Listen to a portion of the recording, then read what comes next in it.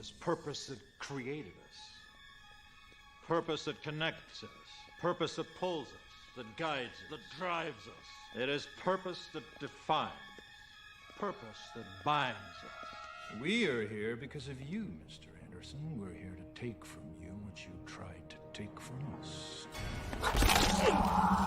Purpose.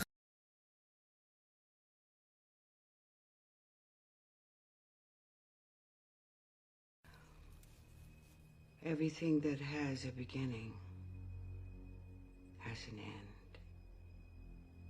I see the end coming. I see the darkness spreading.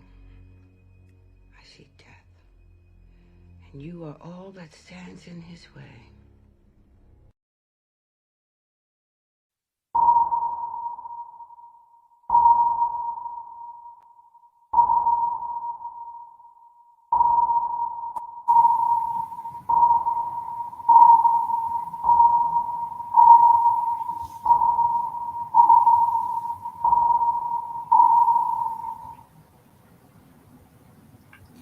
Well, what is happening, Matrix fans? Welcome back. I am D-WIZZLE, and welcome to another edition of my live stream.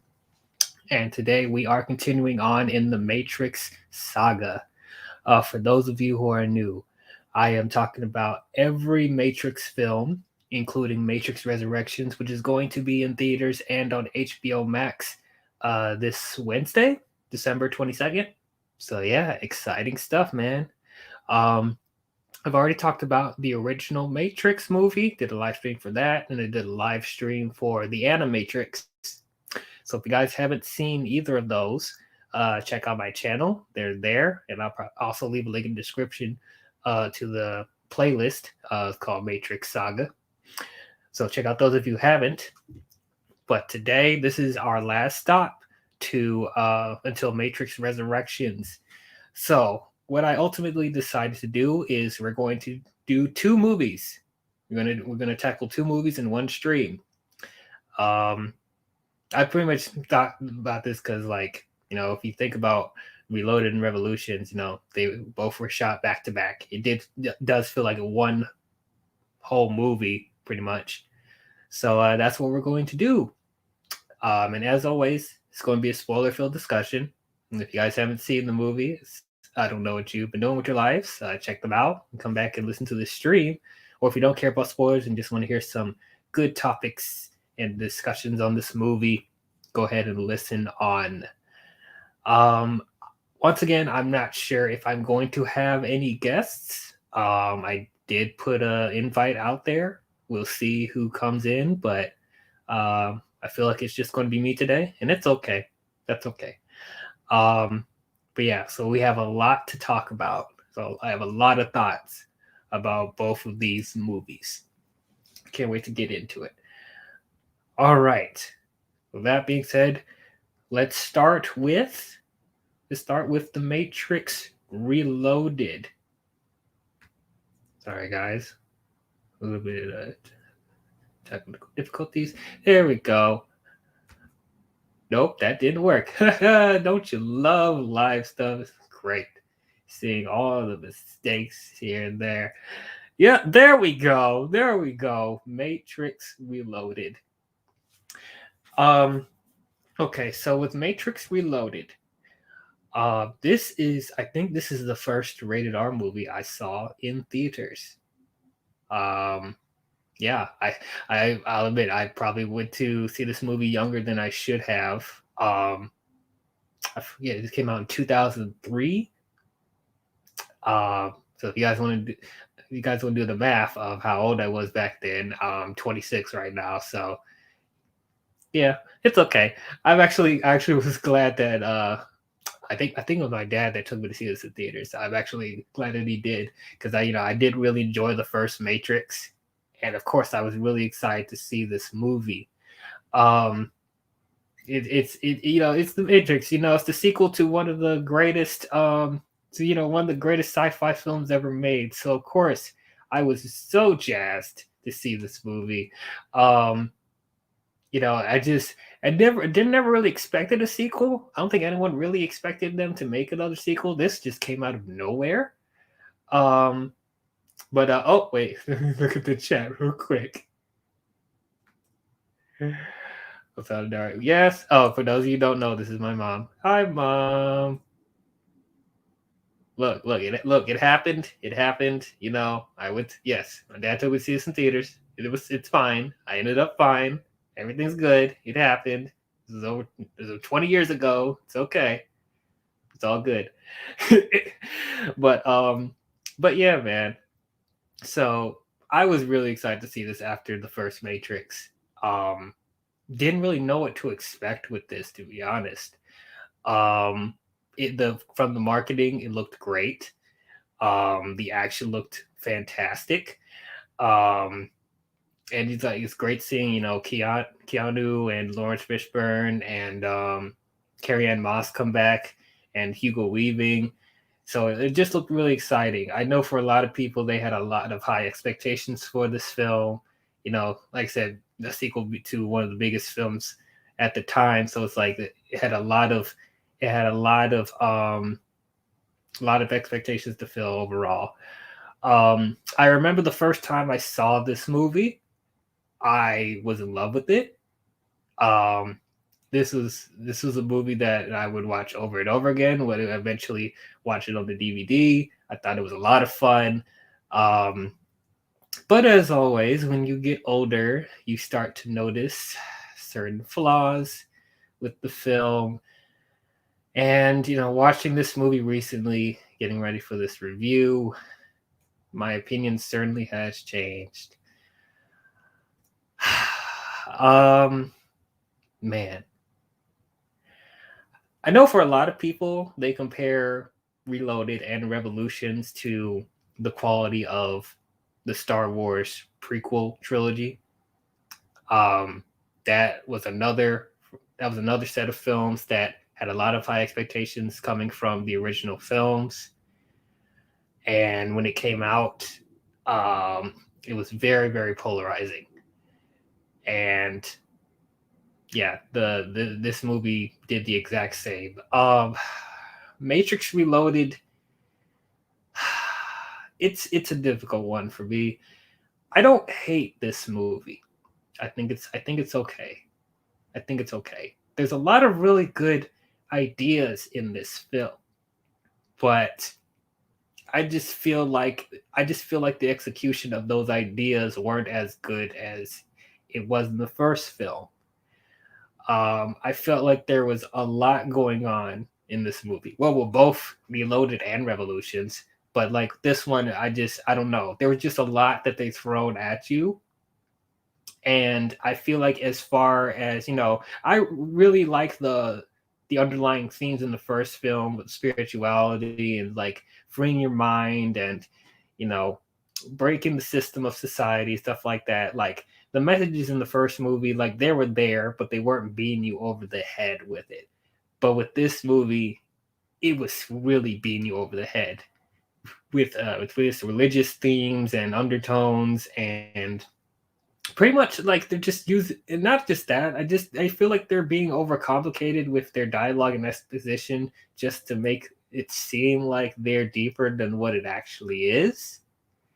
So I don't know. This movie's entertaining to watch as far as from an action set piece standpoint, but like, you know, I just feel like there wasn't really a lot of substance with those action scenes, you know, because it's a shame because like you feel the craftsmanship that the Wachowskis did for this movie, but like I don't know, it's just it would have been much better if we cared about the characters and cared about the plot going on. But there's, like I said, I found myself a little bit lost with what they were trying to set up in this movie, and then eventually when they paid off, or if you want to call it paid off in Revolutions, but I don't know. I definitely see how people compare this to the prequels, because like I feel like it is really, really disappointing compared to the first movie. But as I said, I don't hate this film. It's watchable.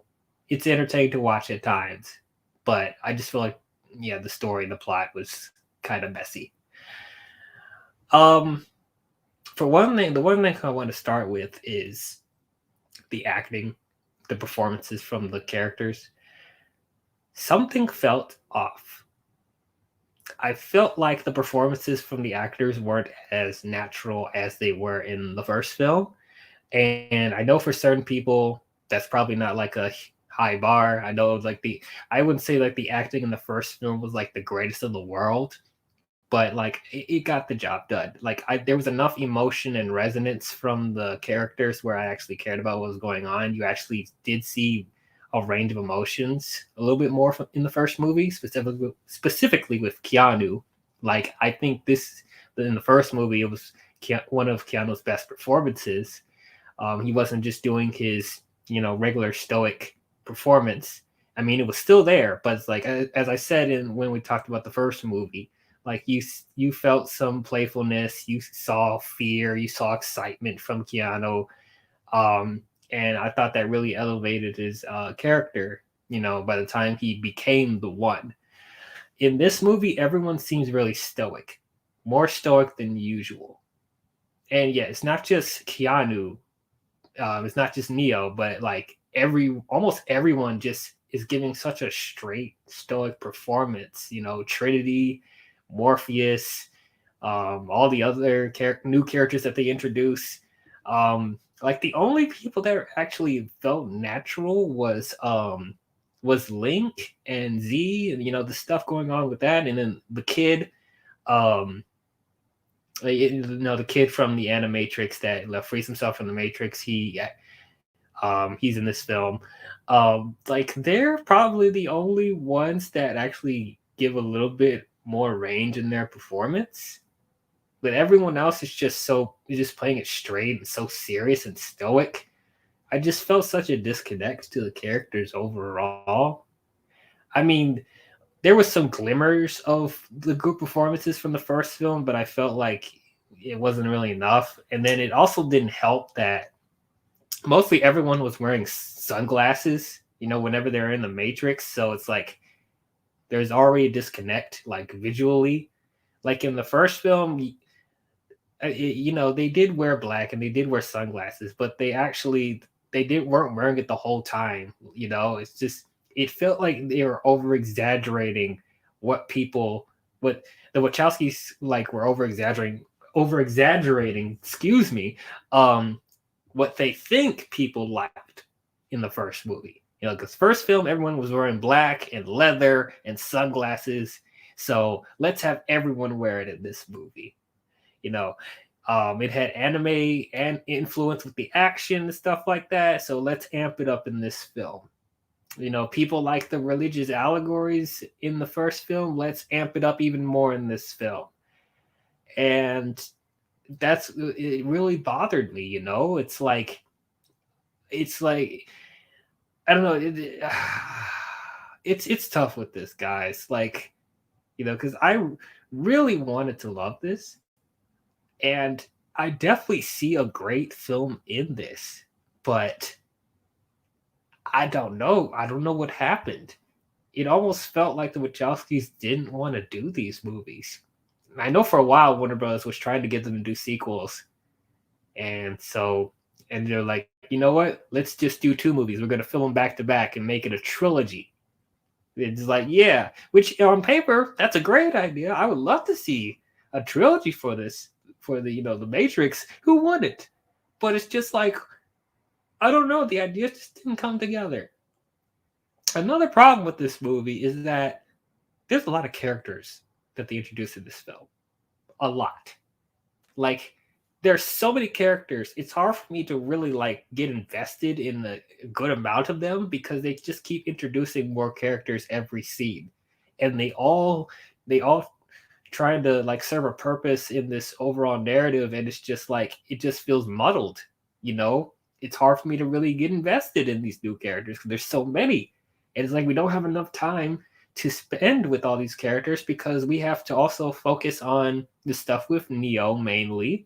And him saving the human race from the machines and the Matrix. You got to see where Trinity ends up and Morpheus and stuff like that. The characters we already established in the first movie. And then we have a new operator with Link, because Tank apparently died between the first movie and this film, which that kind of sucks because I actually really liked Tank in the first film. I heard behind the scenes that the actor was actually he didn't come back because he was demanding more money to be in the sequel, and he's not that big of an actor for him to really do that, so they just replaced him, which I guess that kind of sucks. But I felt like the Link, I think was a good replacement for Tank. I thought he was great. He was actually one of the best parts of the movie. And as I said, he was one of the few characters that actually felt like an actual person. He didn't really feel stoked the entire time. He actually had some funny lines to say. I felt like, he was, just as charismatic, if not more than Tank. So, sucks that they had to replace him, but they got a good replacement nonetheless. As I said, there's the kid that we talked about him in the Animatrix with his segment, Kid Story, where he got himself out of the Matrix. So he's in this film, but as I said, they don't really elaborate more on his character outside of that. Like if you didn't watch the Animatrix, you wouldn't have any context of him in this film. And the whole time he's just acting like a fanboy to Neo, being like, "Oh my God, you saved me! You saved me!" And it's like Neo's telling him the whole time, "You saved yourself, kid." So, and that's all we get. Like they never elaborate on that. So that's just been that's a mystery in this film and in Revolutions. They don't expand on that more than that. He just came off a bit annoying too in this film because of how fanboyish he was. And that's another, character that had potential to be interesting or great, but it's just really surface level with him. Going back to Link real quick, he has a love interest, Z, who I thought was pretty good. It's nice that they give Link some more like emotional family ties, and it turns out that she is the sister of Tank and Dozer, and there's this whole conflict with her not wanting Link to be the operator for Morpheus's ship because of most of Morpheus's crew in the first film died, including Tank and Dozer. So he doesn't want Link to, suffer the same fate, being on Morpheus's ship. So I thought that was actually an interesting conflict, and it actually bought into the relationship between her and Link. Yeah, I thought it was nice. It kind of rivaled Neo and Trinity a little bit. I thought both of the romantic stuff in the movie I thought was good. Though I will say there was some stuff with Neo and Trinity that felt kind of forced. I'll get to that later. But, as I said, I thought Z was pretty good at this. And then we have Niobe, played by Jada Pinkett Smith. I thought she was great. She's another captain of her own ship. Also helps with missions in the Matrix as well. And she's also trying to help with the eventual battle against the machines, which we'll see in Revolutions. But overall, I thought Niobe was pretty good character. She was also a badass. Reminded me a lot of how cool Trinity was, but she was her own character. Didn't feel like a carbon copy of Trinity. One nitpick I could say for her is, once again, I wish there was a little bit more emotional range with her. She did feel kind of one note. I wish we got a little bit more scenes with her to, flesh her out as a character. There was like a couple of scenes that she had with Morpheus that I thought was interesting. Like they had a history together, and they hint at another possible romance between the two. They don't really dive into that as much as Link and Z, and obviously Trinity and Neo. But that's actually interesting too. That also gives more dynamic for Morpheus as well. I wish they dove into that a little bit more. That would have been nice to see Morpheus have kind of a romantic angle, kind of like humanize him a little bit more, because up until this point he did feel like a larger than life type of character a little bit. He was just, the mentor for Neo, and believing in the prophecy and stuff like that. That's pretty much his MO, which is great. But it's like we don't really get a lot of down to earth moments with Morpheus, and I felt like what they possibly could have done with Niobe, that would have been interesting. But of course, that gets sidelined. Well, not exact. Well, yeah, it does get kind of sidelined, and it also gets kind of messed with because we also have Commander Locke, played by Harry Lennox. I don't like this character. I don't. And it's nothing against Harry Lennox. I think he's a great actor. And of course, I'm so glad that they made him Martian Manhunter in Zack Snyder's Justice League. But I'm sorry, Locke as a character in this movie was another person that was annoying and just being an asshole in the movie. Like which I guess it's understandable because like the whole time he's trying to figure out a plan to, defend Zion. He's the commander of all the ships and all the captains and stuff like that, and he's trying to plead to the Council of Zion that how to strategize his military plan or whatever. But Morpheus is all like, you can't rely on that. Like, we gotta believe in Neo and his prophecy, and he doesn't believe in the prophecy, and like he's irritated with Morpheus. And you can kind of tell that he also has history with Morpheus that has to do with Niobe, so it's kind of a love triangle thing. I think they did say that that Niobe and Morpheus used to be together, but then eventually Niobe went to Locke after that, and so I guess there's some animosity with that. Normally I don't like love triangles in movies, but I don't know, there could have been slight potential with that as well. But I just don't like Locke as a character, and I was waiting throughout this film and Revolutions for Niobe to just go get back with Morpheus, which I guess you can imply that kind of happens, but they don't fully go into that.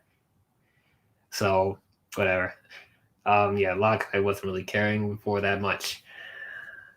And okay, let's talk about, speaking of, we're already talking about Zion. Zion, the actual city for the humans in the real world. They did allude to this in the first film of, the last civilization of humans, the resistance, if you want to call them that. It's the actual city underground. We actually get to see it in this movie, and in obviously in Revolutions. And I thought it was cool. I really liked Zion. I really liked how much the city was fleshed out. I really liked the design of Zion. It has a lot of it's a lot of interesting detail with that. Like how I like their architecture, and just how the different homes and stuff like that. I don't know, just all of that I thought was interesting, and I liked, even though there was a lot of characters and I felt like there was overload, I did like that there was a lot of like detail with with the different people and stuff like that. You do feel like this is a lived-in city, so I thought all that was cool. This the Zion stuff in this film is probably the best part of the movie. Yeah, pretty much. I just appreciate that we actually got to see Zion in this film, and they expanded more on Revolutions as well. I just wish that, once again, I just wish we were invested in the new characters that they introduced with Zion. And it just doesn't help that there's too many characters that they introduce, and it's like not enough time to flesh out all of them. But yeah, I just like that. I just like seeing Zion in this film. So my main problem, as I said, there mainly comes from Neo and Smith in this film, honestly. So apparently Smith returns in this film. Smith returns. He's the villain in this movie. And they don't really explain how he comes back. And they're just really being really they're just really being mysterious about how Smith comes back. Like when Smith and Neo are like confronting each other in the park, and he's explaining what happened between the first film and Reloaded, I was just kind of confused because like he says, Neo killed him, he destroyed him. And then he said, after that, I knew all the rules. I understood what I was supposed to do, but I didn't. I was compelled to stay, compelled to disobey. And now here I stand because of you, Mr. Anderson, because of you. I am no longer a part of the system. I am unplugged, a new man, like you, apparently free. And I'm like, how? He destroyed you.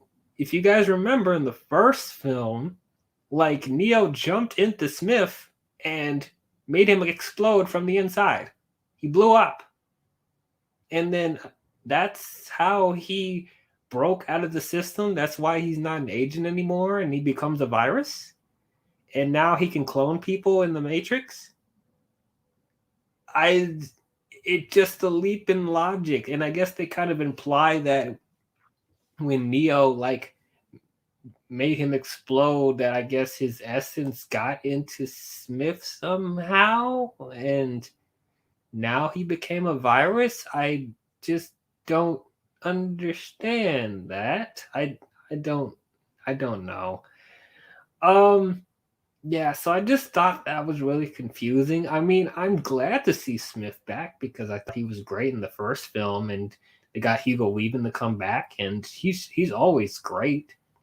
But it's just like I wish they just fleshed out more of how he became a virus. Because as we said, it looked like he died in the first film. Neo turned him into nothing, but apparently not. That made him stronger, and now he can clone people in the Matrix. And now he's trying to spread throughout the Matrix, and at the same time, he's trying to leave the Matrix. So I'm like, what? Huh? Okay, interesting. And then my other problem with Neo. I feel like Neo is now suffering from a Superman complex. You guys know how much I love Superman, and a lot of people complain that he is overpowered, and he doesn't feel relatable. I personally don't feel that way, but I do see how people can think that. But with Neo in this film, and then especially Revolutions, it feels like he feels overpowered. He doesn't feel, I don't know. There doesn't seem to be a consistency with his abilities. If we're going off of the first film, when he becomes the one, it seems like he's pretty much able to bend the rules of the Matrix as he sees fit. He seems like practically God level. And it just confused me that in this film, he's still resorting to stuff like hand-to-hand combat. And it's like he's capable of more than this, right?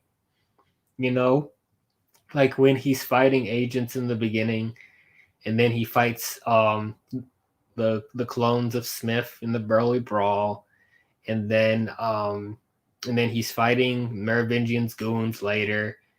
I mean, yes, they're entertaining scenes to watch, and of course Keanu's great with the fighting scenes, but I just feel like, aren't you above this?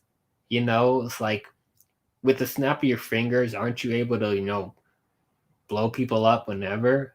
So it just confused me, like the level of his powers. And it's like, and they'd never really explained the extent of his abilities. Like, yeah, he's the one, he can fly and he can fight really good, I guess, and he can stop bullets with his hand, but like we don't really know the extent of his powers. Can he do more than that? Is that the only stuff he can do? that's not what we were led to assume in the first film. But yeah, I was just confused about how powerful Neo actually is, and is there actually a weakness with him? Like, can he actually die? I mean, obviously he can, but it's like, I just was confused about that, and it was hard for me to really like feel any stakes with him because of how powerful he is, and we don't know like the extent of his abilities. We don't know any weaknesses of his, So it's like, I don't know. They're just another level of disconnect with the film. And then another thing, there's another antagonist in this movie as well. The Merovingian. I don't really know how to feel about this character, to be honest.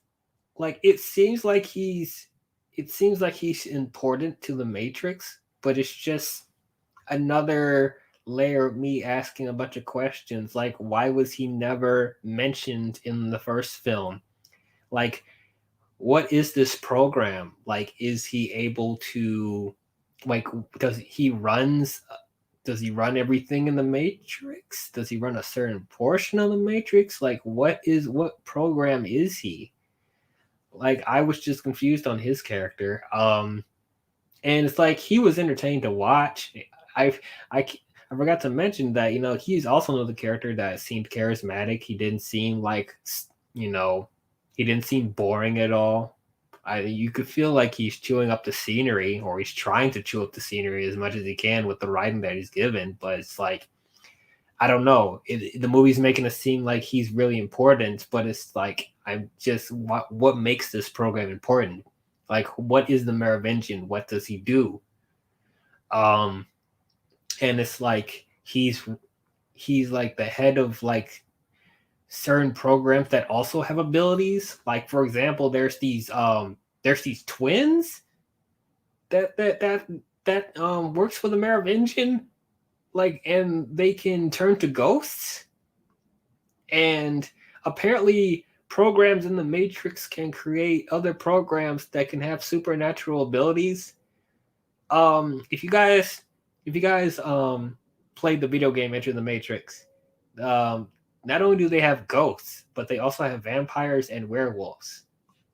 You don't see that at all in Reloaded, but it's just like, that's interesting that the programs were able to create stuff like that. Why would they create stuff like that? Doesn't it go against the order of the Matrix? Like, I don't know. It just raises more questions, as I said. The twins I thought were cool. They had some nice fighting sequences. But like, did they really need to be there? Not really. Like, they're in one huge action set piece, and then we don't see them ever again. And it's apparently they die really easily, even though they're ghosts. So I just really confusing stuff like that. And then they're sent on this mission from the Oracle to get this character called the Keymaker, the Keymaster, the Keymaker. I think it's the Keymaster. No, Keymaker. I'm sorry, Keymaker. And so this guy has a bunch of keys that he creates that these keys can go into any door, and it can teleport to different parts of the Matrix, which I guess that's a cool concept, but it's like, I mean, I don't know. It's just adding another character that doesn't get enough time to be fleshed out, and adding more complications to this world. So there's one person that creates the different keys to teleport to different parts of the Matrix. I just seems just kind of convenient and just really odd. I don't know. Oh, and then there's another character they introduce, Seraph, who apparently is the guardian of the Oracle, and also helps Neo and Trinity and Morpheus with certain missions as well. But he's a program as well. So like, why would he be helping them? It's another thing I was questioning with him and the Oracle, that they're both programs. They're part of the system, but why are they helping? Why are they helping the humans? Why are they helping Neo? What makes them good people all of a sudden? If the machines are against the humans and the programs are part of the system of the machines, what makes them good? They just are. They don't explain that. And speaking of the Oracle, they go more into detail about what the Oracle is. That they do confirm that she's a program, so she's not like some sort of foreign entity of the Matrix that is, that's not part of the machine stuff. Like she's supposed to be a part of the system, but like how? Why? Like, and I'm still questioning how could in the Matrix. Hold on, guys. Wait a minute. Can everyone hear me?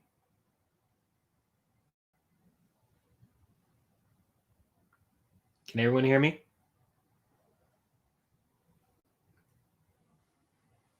Hold on, guys. Hold on.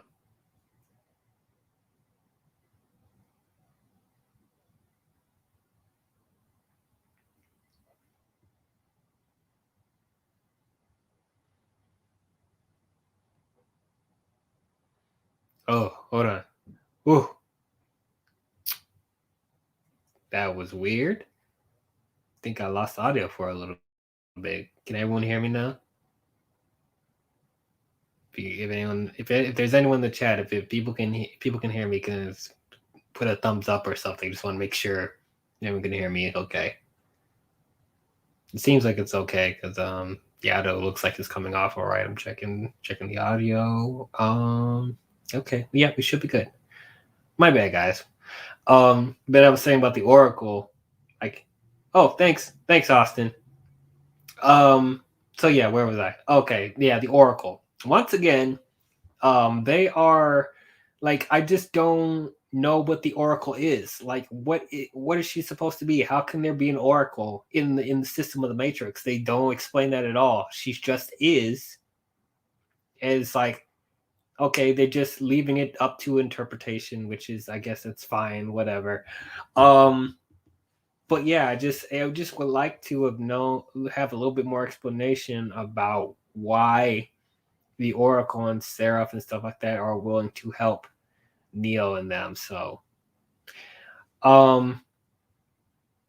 I guess we could talk a little bit more about the action. Like I said, they really wanted to the Wachowskis really amped up the action in this film. Of course, some of the highlights are the Burly Brawl, which is the fight between Neo and the copies of Smith and the park. That was a highlight.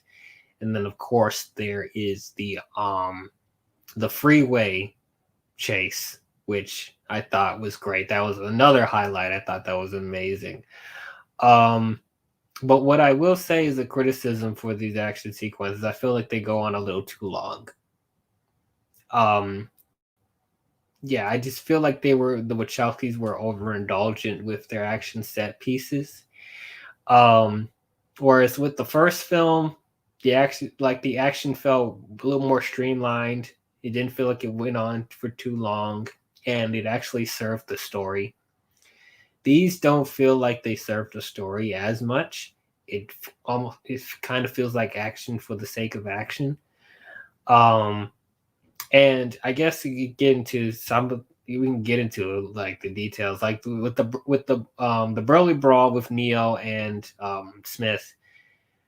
I thought it was entertaining for like the first half. I think I like the music. I also want to say the music for this movie I thought was really good. It's like they had a little bit more of a techno type of vibe with the score, which I thought made the scenes more exciting, which was good. But yeah, the choreography for the brawl was good. It was a little. I didn't really feel the intensity as much as I did in the first film. Like in the first film, you actually felt the intensity and the brutality with the fights. This one felt like more choreographed. It felt a little more over the top, and it's like it doesn't feel brutal. And once again, I said that I say that Neo, feels too like overpowered, and it's like you don't really feel a sense of danger or urgency with him because it feels like he can easily, dispatch any opponent. And that's what it came off with this Burly Brawl when he's fighting all these copies of Smith because he keeps punching and kicking them and they keep falling and flying and whatever. And it's like, I don't know, it just seemed kind of silly and over the top. And then by the time when he pulls out that pole and just starts whacking a whole bunch, all the Smiths with the pole, I'm like, what are we doing now? Like, he clearly jumps up in the air and spins around like a helicopter with the pole. And then another thing I gotta mention, the CGI for this film wasn't that great. Like there were some scenes that felt like some PS2 cutscenes, specifically with that brawl with Neo and the clones of Smith. When he pulls out the pole, they literally just turn to video game characters. And no, that it just was too much. Like he literally takes the pole and then he's like spinning around and like kicking the Smiths in a circle. It just, I'm sure the Wachowskis thought that would look like a really cool shot and it'll be innovative, but it's like, I don't know, it just felt too cheesy and wacky.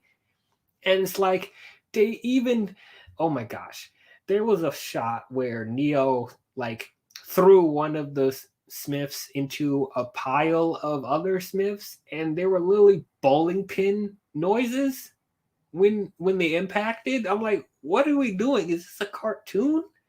I don't understand what they were doing. So yeah, I mean, there was some cool concepts with that fight, but it's like I just felt the overindulgence from the Wachowskis.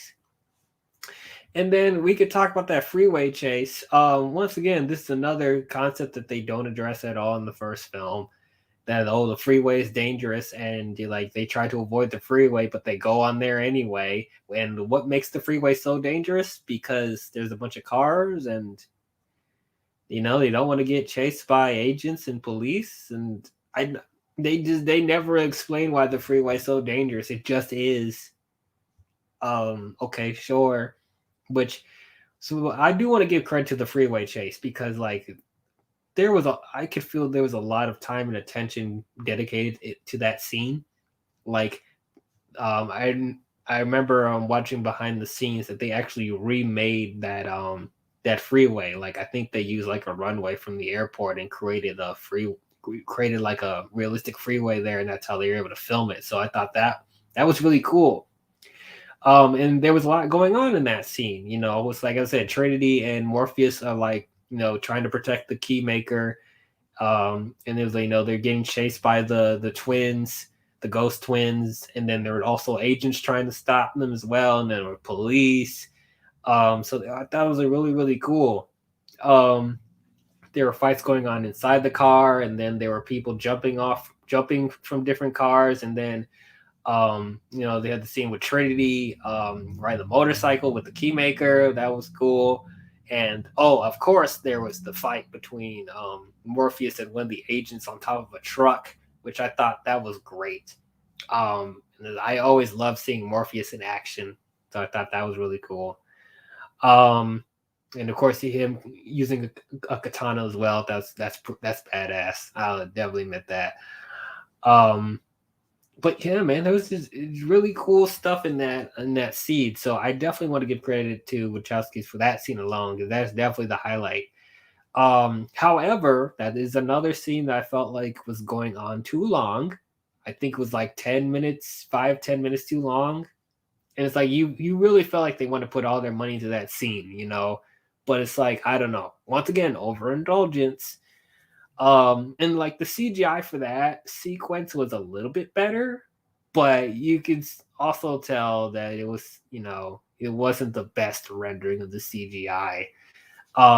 There was one shot where when the agents were took over two trucks and they collided into each other to kill Morpheus and the Keymaker. And that's a cool concept for a shot. But yeah, the CGI for that could have been a little bit better. And then Neo comes in out of nowhere flying and captures them right in the nick of time, which that's really cool. I'll admit that. That was pretty epic. But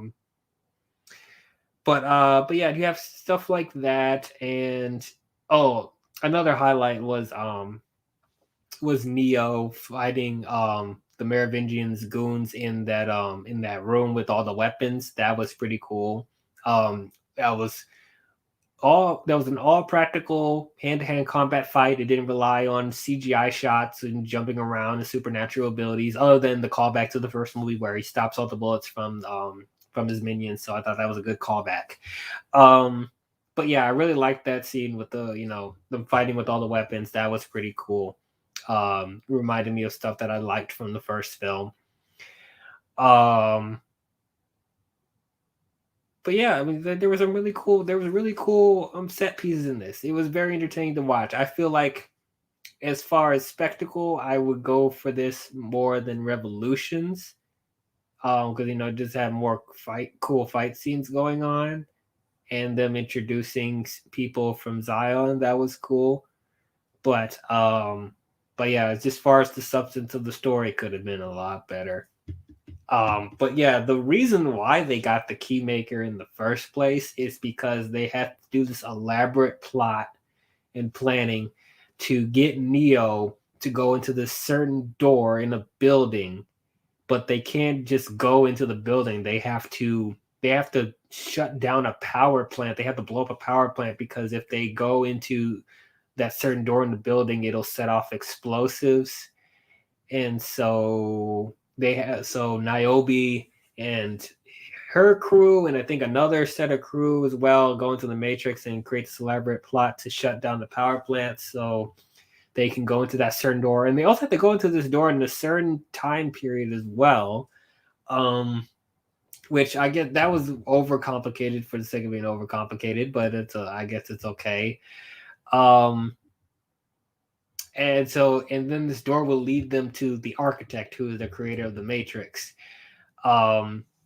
Okay, so this was probably the most frustrating part of the movie for me, was the architect and him explaining all this stuff going on with the Matrix, how the Matrix was created, and apparently that this is not the first incarnation of the Matrix. There's apparently 6 different versions of the Matrix, and there were 6 different versions of the one. And I'm like, what? There's been other versions of the one that's been trying to stop the Matrix and save humanity? Like, what? And apparently all the previous versions of the one, they made the same typical choice, and they don't stop the machines completely. And I guess Neo is different because he chooses love over Zion, because Trinity is in danger, trying to help Neo, whatever. That establishing shot in the beginning of the movie when Trinity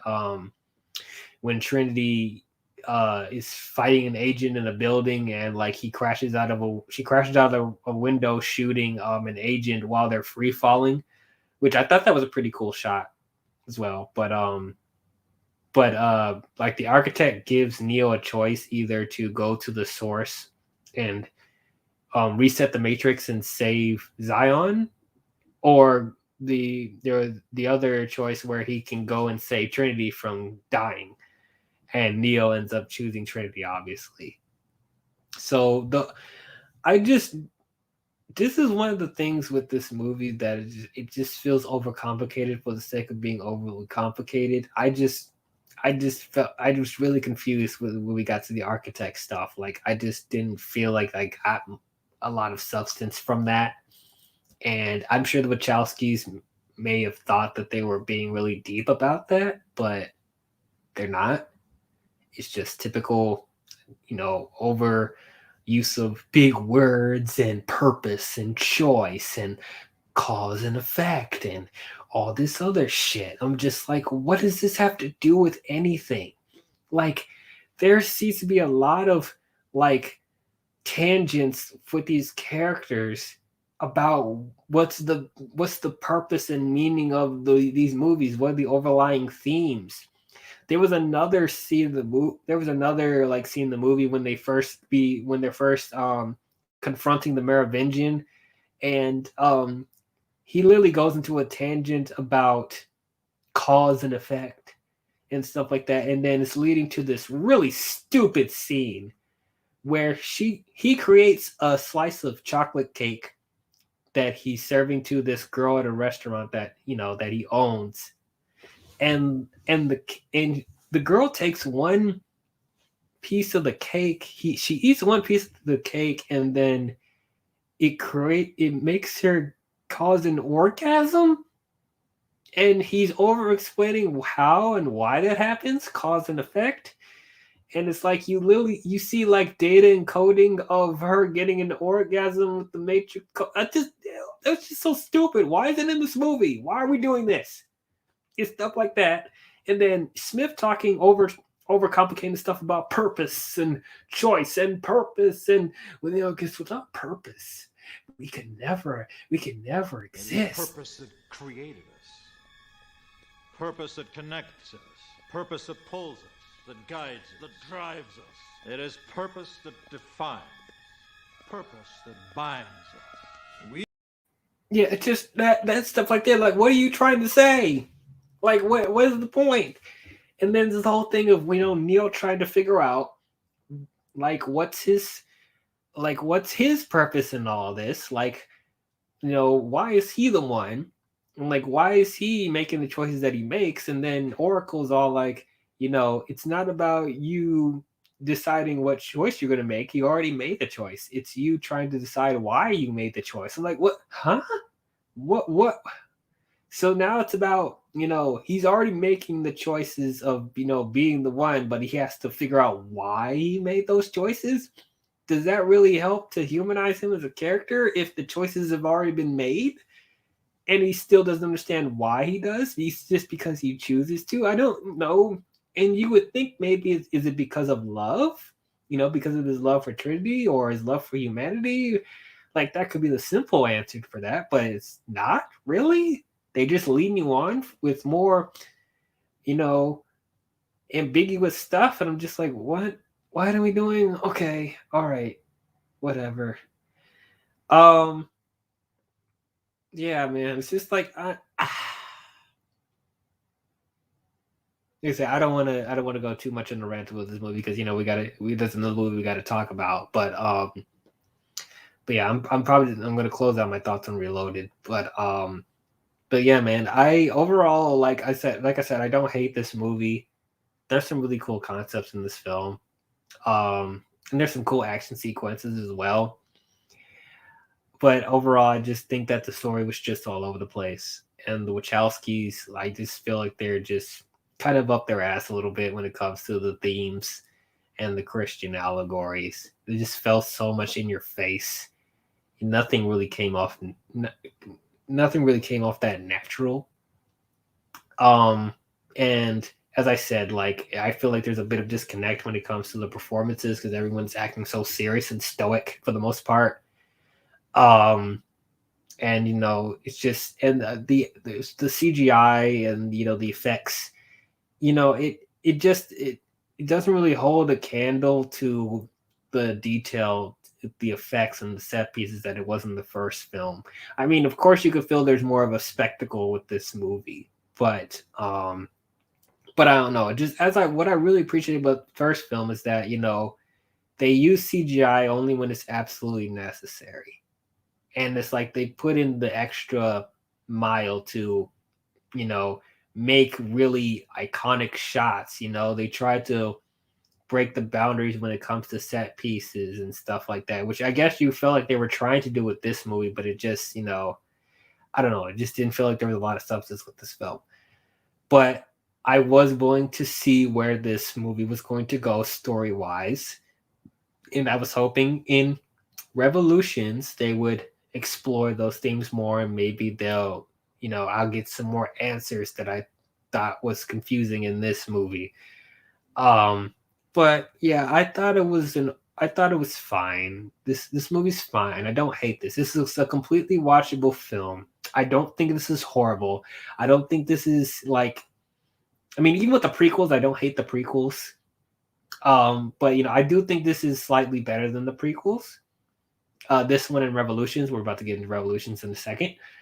But you know, I was disappointed. This is definitely not the quality of the first movie. But overall, you know, it's I will say that The Matrix Reloaded is just okay. It's just okay. But yeah, comment your thoughts on how you thought about Matrix Reloaded. Did you guys like this more than the first film? Did you guys like it on the same level, or do you guys think this was a disappointment compared to the first movie? But now we are going to get into The Matrix Revolutions. So, like I said, at the time when when I saw this in the theater, I had no idea this was a trilogy. I didn't know that they filmed 2 movies back to back. And I remember when I watched this in the theater, they actually had a trailer for the third movie after the credits, and I really liked that trailer. It looked really cool, and you know, it looked like it was going to address the criticisms of the second movie. You know, it looked like it was going to be an improvement. You know, it looked like the stakes were going to be there. It looked like it was going to be a really good conclusion for the, you know, the Matrix saga. So I was definitely jazzed to see this. But man, Matrix Revolutions is, in ways, it's an improvement of Reloaded. Like, it doesn't feel as bloated as Reloaded does. It's not as wacky and over the top as Reloaded, but it still suffers from very similar. It suffers from bad writing as well. This one was also really frustrating to watch. And to me, this is probably my least favorite of the trilogy right now. But like I said, I don't hate this movie. This is another, I guess, watchable film, and there's some really good ideas in this movie, and there was some slightly decent payoffs with characters and story. You know, the overarching story of the 3 movies. There's some decent payoffs here and there, or concepts of good, decent payoffs, but like overall, it still suffers from really contrived plot points and character motivations and beating you over the head with the religious allegories and the themes. I'm just like, I just don't understand what they were doing.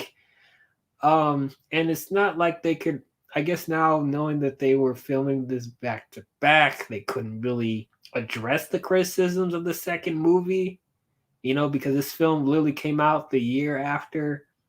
You know, they already had it filmed. They already had it ready to go. So it's not like they could really dramatically change the story. So they had to deal with what they were going to release.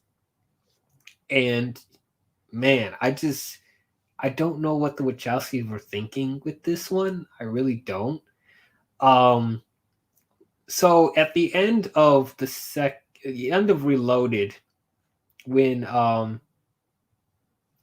Neo saves Trinity from falling, and okay, that was another thing. Let's talk about that real quick. I'm sorry, I'm sure we're going to rewind back to Reloaded real quick. But once again, not knowing the extent of Neo's powers, Like, okay, so you guys remember in the first movie where, Trinity brought Neo back to life with the kiss, the kiss of life.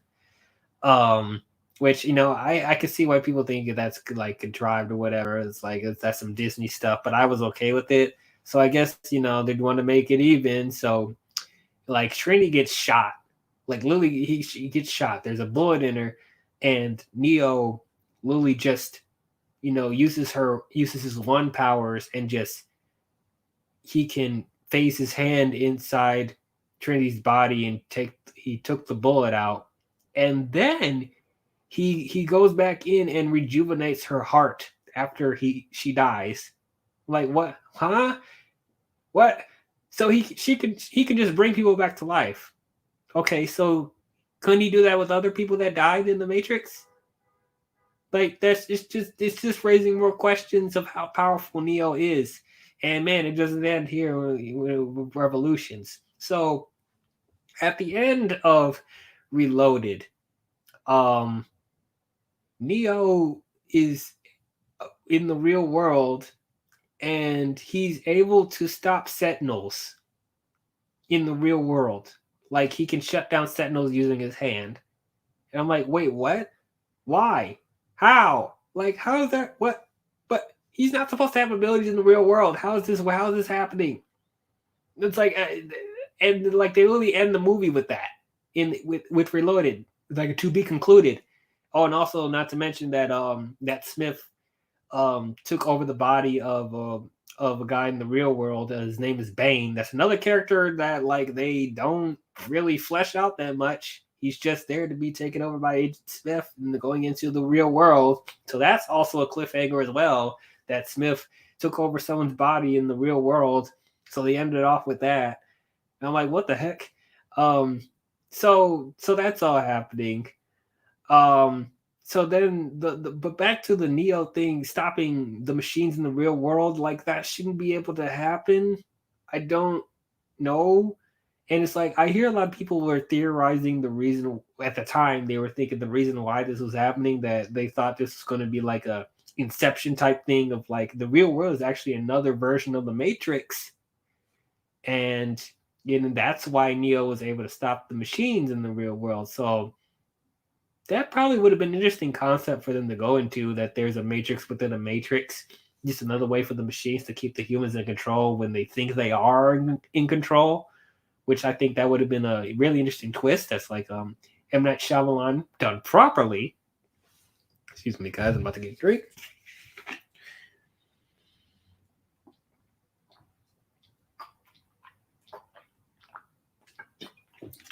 Thanks you for that. Sorry about that. But that would have been an interesting concept to go into. But no, they're just going with the fact that that Neo's practically Jesus in the real world, and it just doesn't stop there. So after he stops the machines at the end of the Reloaded, it knocks Neo out, and somehow that causes him to go into a realm that's in between the Matrix and the real world. And that's where he wakes up in a train station, and he's met by this little girl named Sati, where the Oracle is watching over her, and I don't know what her purpose is. Like, is she? I think they said that she was supposed to be a program that was going to be deleted because she doesn't really serve a purpose in the Matrix just yet, and like her parents are trying to figure out a way to keep her from being deleted, and she's also being protected by the Oracle and Seraph. It makes it seem like she was probably going to be a predecessor for Oracle, but they don't go into that at all. I mean, Sati, the little girl, I thought she was fine. Once again, but as I said, they don't really go into her character that much.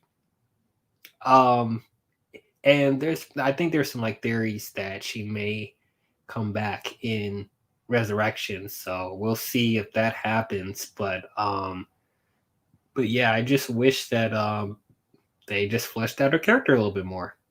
You know, I guess I would say that for a lot of people in this trilogy. Like, there's just too many characters that they're throwing in here.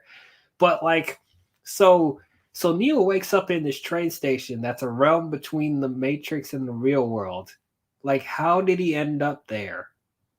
Like, it just is confusing. I don't know why we're doing this. We spend a good first quarter of the movie dealing with this BS with Neo being trapped, because apparently his powers are neutralized in this train station. Like, he can't do anything, and when he tries to leave, he can't leave.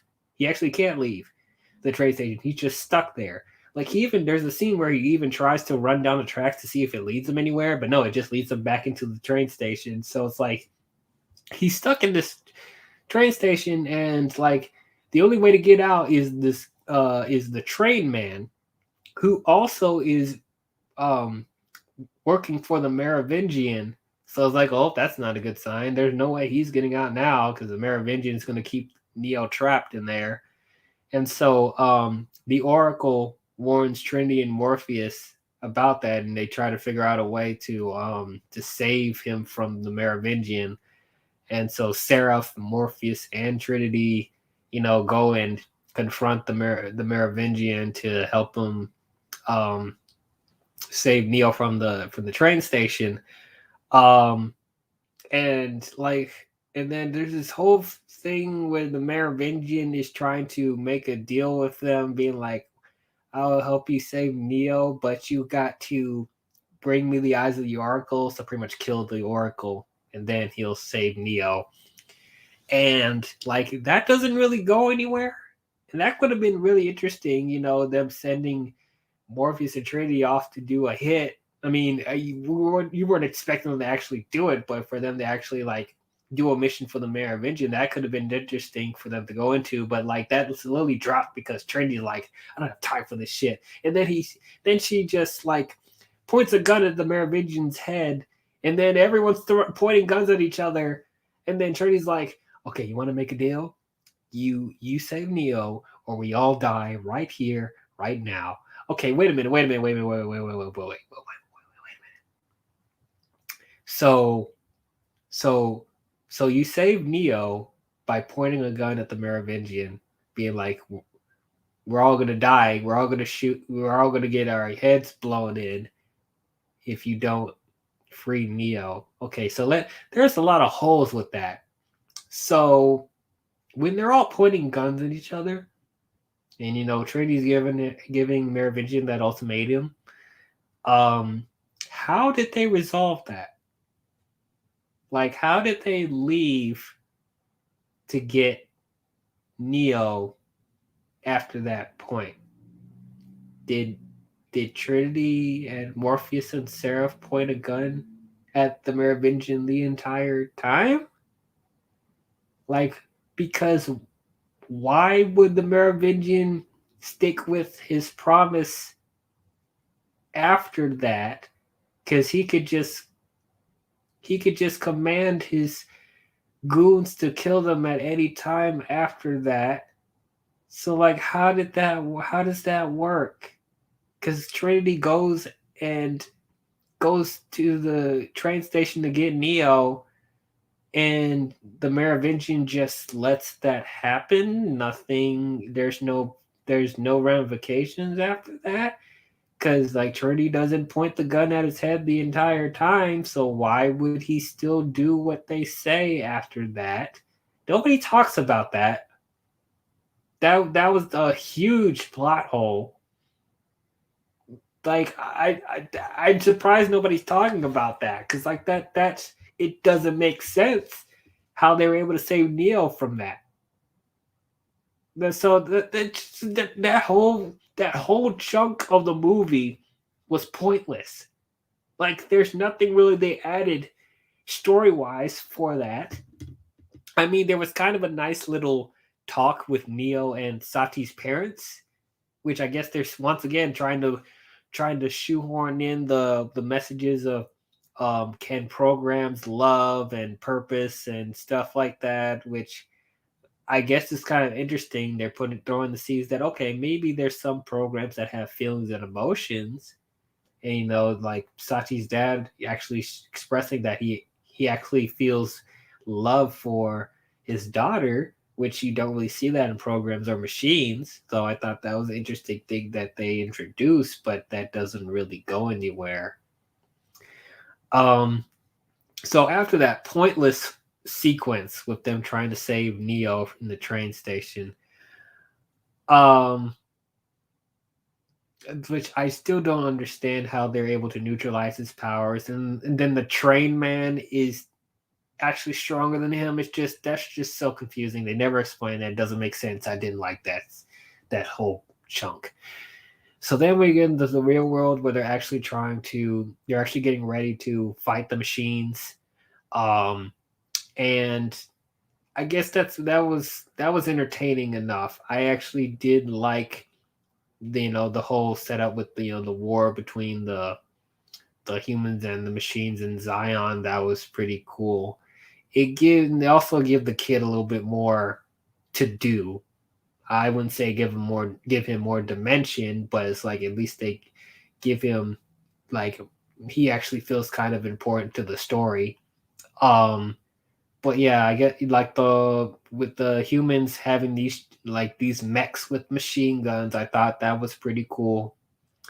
And there I like the whole thing in the battle where it's like they're appointing humans to reload the mechs while they're in battle, and that's where the kid comes in. So that added some layers to the fight that gives a sense of intensity and urgency there. So I thought that was cool. And then at the same time, like Niobe, Morpheus, and them are in the middle, are like trying to head back to Zion with their ships, and they're going to use the EMP to shut down all the Sentinels in Zion and stuff like that. That was pretty cool. I like that we got to see Niobe pilot the ship and them trying to maneuver through the tunnels and stuff and getting chased by Sentinels. That was a really cool sequence. And Morpheus, being her co-pilot, that was pretty exciting. So I will say, action wise, I mean, this is kind of unique. They in second movie, you felt like they spent a significant amount of time in the Matrix. And then Revolutions, like they're spending more time in Zion, which I felt was needed for, their final installment. Like they actually spend a significant amount of time in Zion. And honestly, like I said, the Zion parts are still some of the best parts of the movie. Other than I wish that they fleshed out the characters a little bit more. Once again, they still have the issue of there's too many characters that they introduced in this movie, and not everyone's getting enough time to develop. But at least they actually try to give them a sense of purpose and urgency with everything going on with the Sentinels attacking and stuff like that. But yeah, I'd say the highlight of this movie for me is the battle in Zion. That was pretty cool. I guess I should also address that I forgot to mention this earlier, but the Oracle is played by a different actress. Because the original actress passed away between filming Reloaded and Revolutions, which is really sad to hear.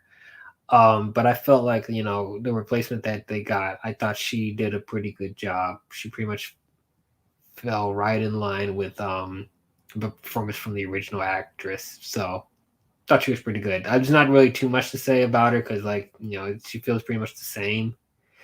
But just had to address that as well. But yeah, so pretty much the whole chunk of this movie is, the fight with the battle in Zion, and then also Smith taking over the Matrix, where he's copied pretty much everyone in the Matrix, and he's taken over the Matrix to the point where he's causing a problem for the machines. And so that's another conflict as well. And also, Smith also taking over someone's body in the real world, and then he's trying to kill Neo in the real world as well. So that was kind of contrived as well, because like no one's really noticing that he's acting different. Like the person that Smith is, the body that Smith took over, his name is Bane, and like nobody's noticing that he's acting different. Like he's acting really suspicious and weird. The inflection and the tone of his voice is different, and nobody notices that, or people are just brushing it off. And it just kind of felt like the other characters were kind of like being really dense about that, and he's giving off really major hints that he's a Smith, especially when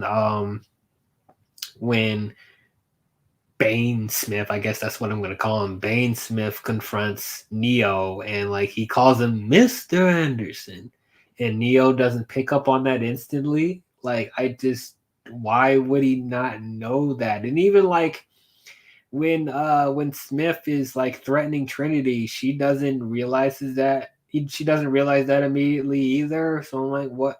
Why are you guys so oblivious to that? I don't understand that. And then I guess he ended up being somewhat of an obstacle for Neo in the real world, but like it doesn't. Once again, that doesn't really add to the bigger story of the movie. It just felt like another obstacle for them to face. I felt like we could have just sticked with the stuff with Smith taking over the Matrix. Like I don't feel like him going into the real world really added that much. I mean, that's another concept that's interesting to explore. What would happen if a program took over someone in the real world while they were hooked into the Matrix? That's a cool concept to explore, but I don't feel like they went into that enough. So while all this is happening with the Battle of Zion, Neo's been getting visions of Machine City. That's such a metal name too, the Machine City. But he's getting visions of this, and he feels like he knows how to stop the machines and stop Smith from taking over the Matrix. So he ends up taking Niobe's ship to Machine City to stop Smith and stuff like that. And that's when Bane Smith, he actually sneaks on Niobe's ship while Trinity and Neo goes. And then they have the confrontation in the ship.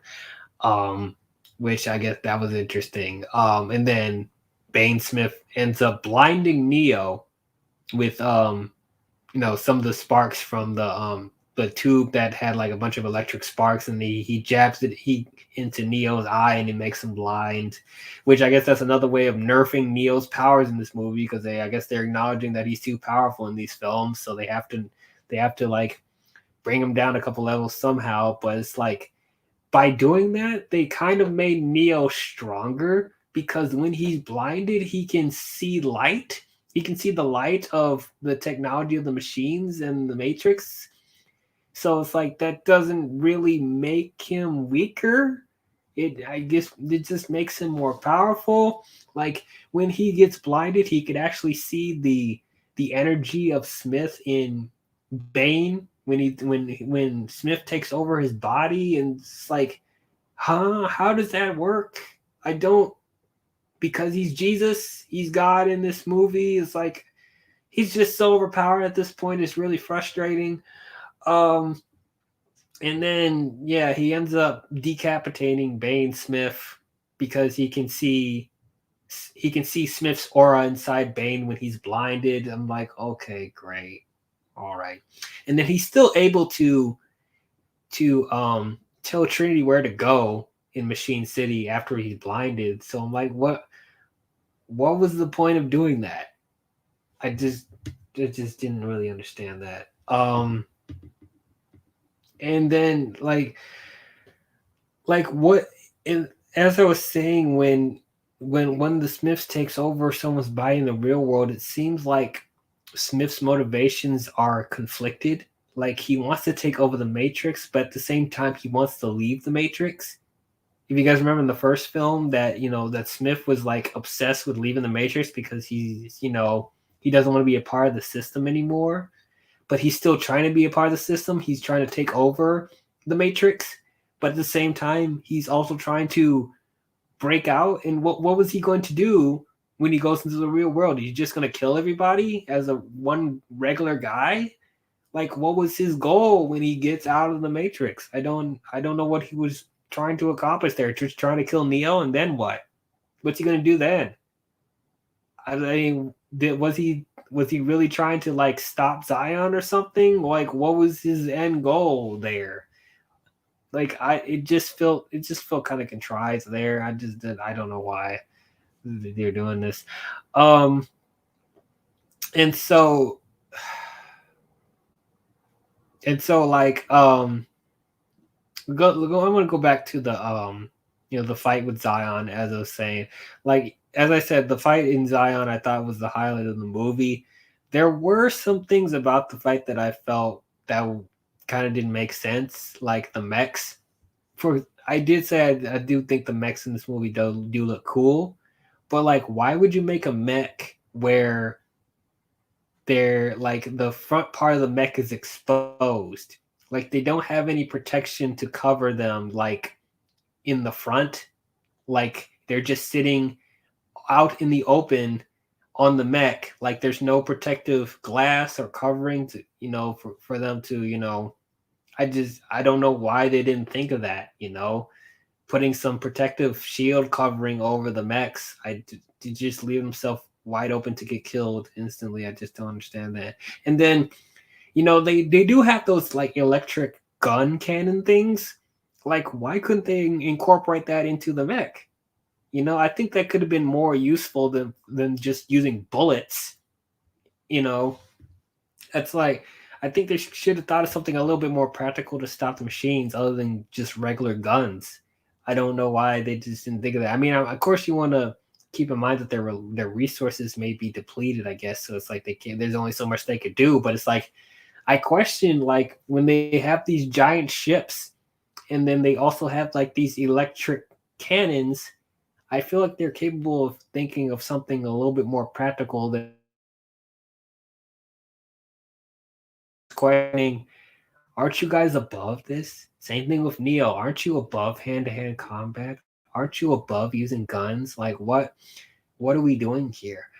Um and then with their whole plan of taking, when Niobe is like maneuvering the ship to Zion to use the EMP to shut down all the Sentinels. I guess that was their last before it was taken over by a swarm of like those Sentinels. But it's just like by doing that, they pretty much shut down most of their resources, and they had to run from the Sentinels after that. So they like all their cannons and stuff are shut down from the EMP because that pulse like takes out everything. So that's another thing I wish they would have thought of that before thinking of something like that. But I don't know, there's just more holes with that as well. And then when Trinity and Neo are going to Machine City, like Neo's still using his one abilities now. So it's like so the first time he used his one abilities in the real world, it knocked him out, but this time he's using his one abilities and he's okay, he's fine. Like what makes him fine now? I don't understand. He can still blow up Sentinels and machines using his hand. Which I'll give credit to this. Like I think the sequence with them maneuvering through Machine City and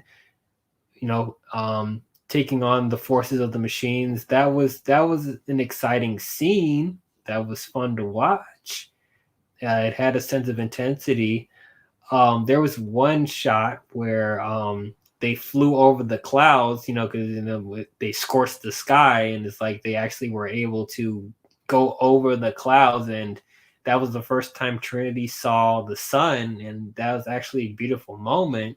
But that also raises more questions, like if it was that easy to go over the clouds, like wouldn't you think that the machines and or the humans would have figured out a way to get above the clouds if it was that easy?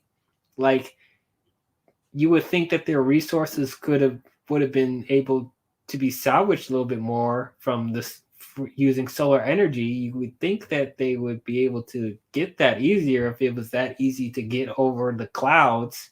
But again, once again, you guys shouldn't be questioning that.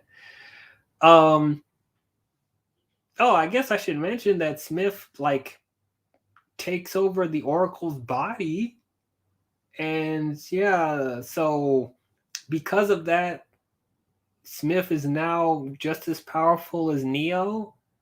Like he can fly and have similar abilities to Neo when he takes over the Oracle. Why?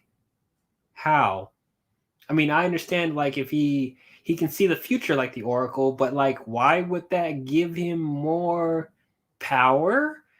I don't understand that. I don't know. Just raising more questions. All right.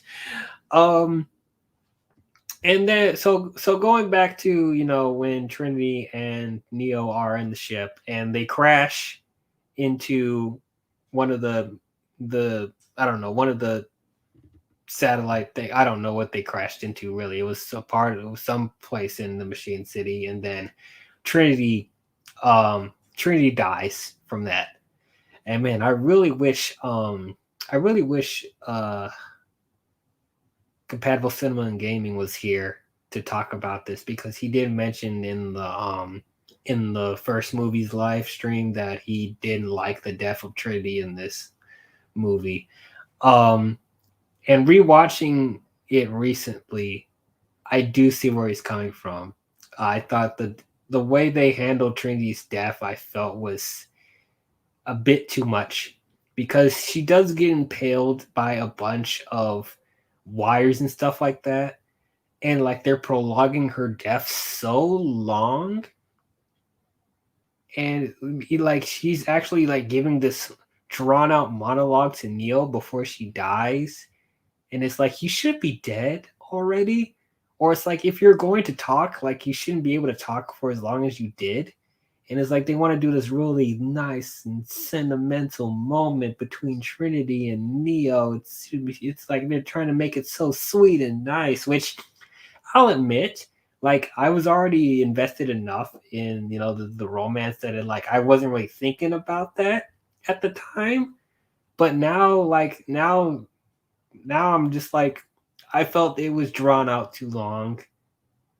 I mean, I understood what they were trying to do, make it sweet and sentimental. It's like, Trinity was talking about, how they were able to save each other in the previous movies, but in this time she couldn't, like Neo couldn't save him. But you're like, but wait, I'm also questioning that, because like you resurrected her in the Matrix using your one powers, and you can use your one powers in the real world now. So why couldn't you save her in the real world? Am I asking too many questions? Maybe, but I'm just like, I think it could be kind of. I don't think it would be out of the realm of impossibility. Out of the realm of possibility for him to be able to save Trinity in the real world, but no, we're not going to question it. Trinity's going to die actually this time, and it was a long, drawn out death. It's like I'll admit that it went on for way too long. But I don't think it's the worst death ever put in film.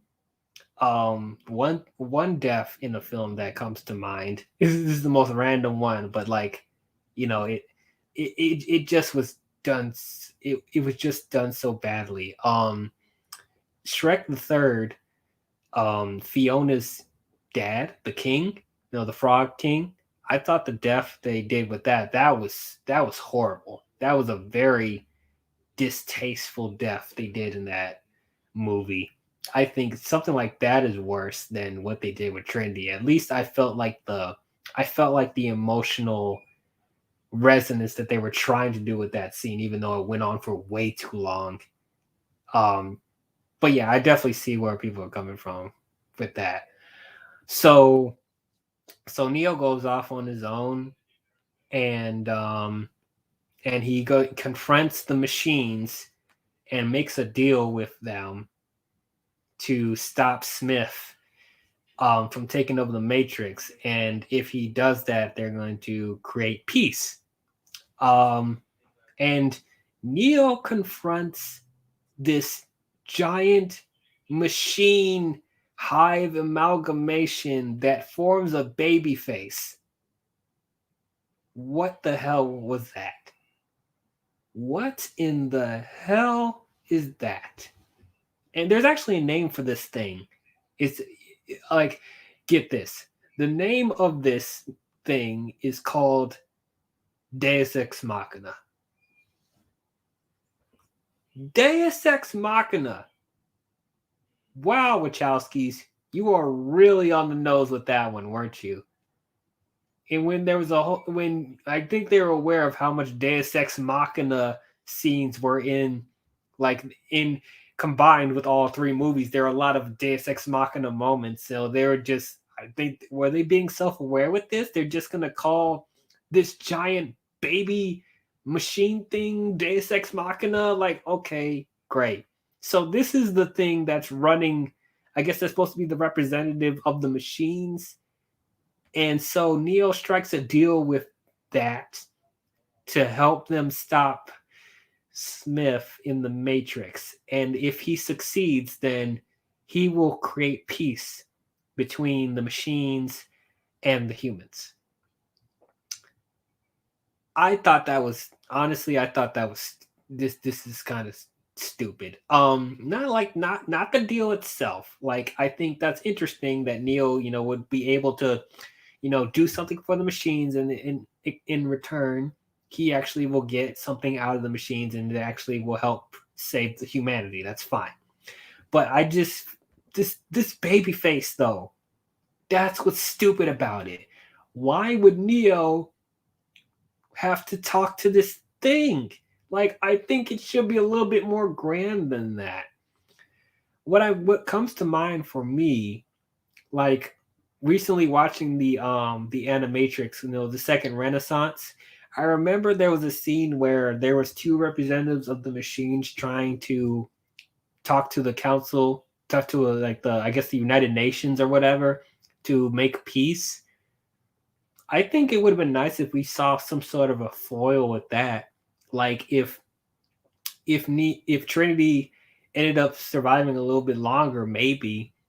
And it's like we would see the opposite of what they did with Second Renaissance, with the two representatives of the machines trying to make peace with with the humans. Well, how cool it would have been if Neo and Trinity were the ones confronting like some sort of like machine council, trying to strike a similar deal that they do that they're already doing in this movie. Like, if we saw something like that in this film, I think it would have been a lot more impactful. Like, I don't want to see Neo talking to this thing. Like, it just seems so goofy and over the top. But anyway, they do end up striking a deal, and so Deus Ex Machina stops the Sentinels from chasing after the humans after they had to run away because of them using the EMP and them shutting down all their resources, whatever.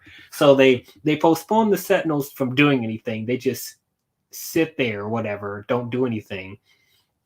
And while that's happening, they plug Neo back into the Matrix, and that's when you have that final fight between Neo and Smith. And when Neo goes back into the real world, goes back into the Matrix, Smith has taken over. Like, everyone is assimilated into a Smith. And like, you just see an army of Smiths everywhere, surrounding every building, every street. And like, there's heavy rain, and lightning. It just looks so ominous and epic. I remember that I seen this shot in the trailer at the end of the credits of Reloaded and thinking, oh, this is going to be one of the most epic final battles ever. And it's like, yeah, so Neo is like fighting, like, I guess the main Smith, which is the Oracle Smith, I guess. They're fighting one-on-one in the rain, like anime style. Like they both are flying at each other and they're like fighting hand to hand, and like they're, I see a lot of comparisons that this fight is like, it's like Dragon Ball Z, which I definitely could see that. I like Dragon Ball Z. I like Dragon Ball. And I definitely saw some influence with this. And of course, the Matrix films are heavily influenced by anime anyway. So the whole confrontation between Smith and Neo at the end of this movie, there was some really cool stuff going on with this fight. So I thought it was cool. I do have some problems with this though. There's some cool concepts with this fight, but I don't feel like I don't really feel like it does anything that different that we haven't already seen from the previous two fights between Neo and Smith. Other than, okay, they both can fly now, and they're fighting in the rain and the storm, which I guess that's a cool visual, but like they're once again doing hand-to-hand combat.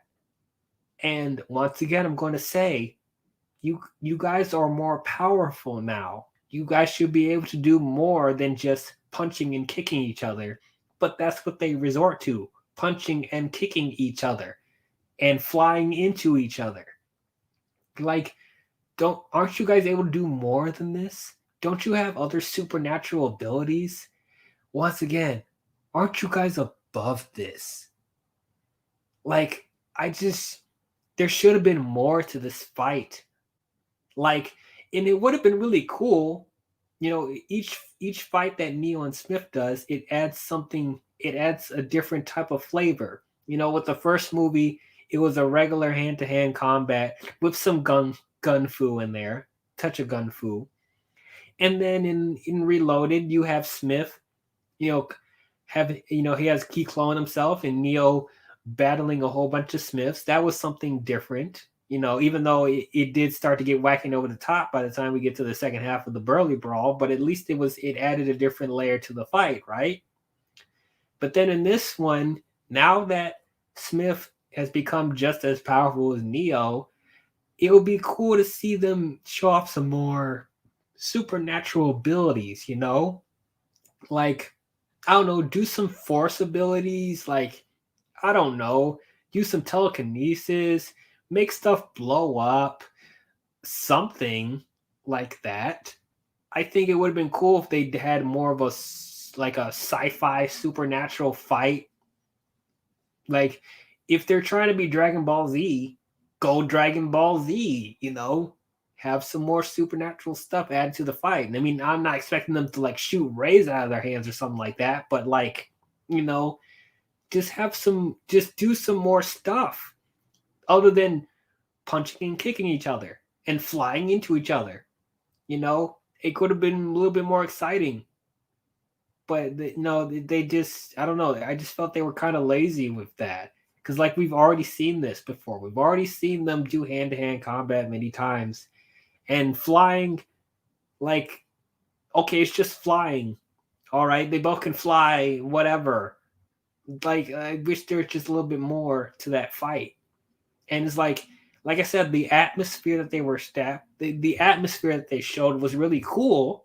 Like in this really epic storm, and you have all the Smiths watching, whatever. Like, that's really cool visuals. But it's like the actual fight didn't match up to the visuals that we're seeing. Even the music, I thought the music for the fight was really, really cool. I will say the music for Revolutions is probably the best. It probably has the best score of the entire trilogy, in my opinion. I think the music for this is really, really good. And it's like, it feels like the music is elevating the movie higher than it should. But yeah, man, I even though like it was a cool fight, I guess decent, but it's like it could have been better. And I guess I shouldn't be questioning this either, but it's like it's it's literally it's in your face. Like Smith has an army, like literally millions of clones just standing there watching Smith fight, and Neo was getting the upper hand in the fight quite a few times, and he never thought to have any of the Smiths help him. I mean, I guess you want to assume that no Oracle Smith kind of he claims he saw the outcome of this fight and he believes that he's going to beat him anyway, with or without the Smiths. So he was like, that's why the rest of me is just going to enjoy the show because we already know that I'm the one that beats you. And that doesn't end up happening, does it? So your premonition was incorrect. So it's like, I don't see why we couldn't have gotten something with the other clones of Smith. They're just standing there, not doing anything, and the whole time I'm questioning, you could stop Neo whenever you wanted to. You have an army just waiting to do something, and you don't do anything with them. So that just was like, I guess you can consider that a inconsistency or a plot hole. I don't know. It's like, if you have an army there, why don't you ever use it? Now I heard, once again, for those of you who played the games, the Matrix Path of Neo, I heard behind the scenes that the Wachowskis did want to do a bigger climax for this movie. If you guys have played the game Path of Neo, one of the boss fights at the end, well, they pretty much, Path of Neo reenacts the stuff that happens in all three movies, and they add stuff to it. In the Path of Neo game, when they got to the final fight, same thing that they do here in Revolutions between Smith and Neo. There was actually a boss fight where the clones of Neo they all form together to create a giant kaiju monster of Agent Smith, and Neo faces off against that. And the reason why they didn't do that in the movie is because they didn't have the budget for it. I would have loved to have seen that. Is it goofy? Is it over the top? Absolutely. But we're already establishing how over the top and goofy this franchise has gotten to this point. So I don't feel like people would have batted an eye if we saw Neo face off against a giant Agent Smith monster. I think that would have been pretty cool, pretty badass. And it definitely would have raised the stakes. But, if they didn't have the budget for it, they didn't have the budget for it, which I'm surprised that Warner Bros. Didn't give them the money to at least do that. Like, come on, it's The Matrix. But I think that would have been cool if they were able to incorporate that instead of the ending that we got. Because, okay, so the ending of the fight, Smith plummets Neo through the street, and it creates a giant pillar. And Neo slowly just keeps getting up, and then Smith does this speech of, why do you do it? Why get up and keep fighting? I believe you're fighting for something, for more than your survival. Can you tell me what it is? Do you even know? Is it about love? No one can be fighting for something as stupid as love. You can't win. It's pointless to keep fighting. Why do you keep persisting? And then Neil's like, because I choose to. Okay. That's it. And then they keep fighting. And then Neo he's laid out, and then Smith is like, yeah, I've seen this before. I've seen this in one of my visions. You're laying there and I'm supposed to say something. Like every beginning has an end. Just same thing as Oracle said to Neo in the beginning of the movie. Every beginning has an end. But then Neo gets up again, and then Smith gets afraid. He's like, "Well, get away from me! It's a trick. How did this happen?" And then Neo's just, "You are right. It's inevitable." And then Smith ends up cloning Neo. So Neo just lets himself get cloned. And then I guess that was supposed to happen because that's when Deus Ex Machina was able to like trace the source of the virus that Smith made, and then that's how they were able to destroy every trace of Smith in the Matrix. And I guess in turn, does that kill Neo? I guess so. He meant to get cloned the entire time. All right. I mean, I guess that's a cool misdirect, but it just didn't. I don't know. It just didn't seem like that was part of the plan. Like, I don't. Okay. So yeah, Deus Ex Machina is able to destroy every trace of Smith after Smith clones Neo, and I guess Neo sacrifices his life, or so we thought. We'll see how they explain how he comes back in Resurrections, but yeah, so yeah, they're able to stop Smith, and the Matrix resets again, and there's quote unquote peace, temporary peace between the machines and the humans, and then you had then you had the scene where the kid goes to Zion and yells, "The war is over!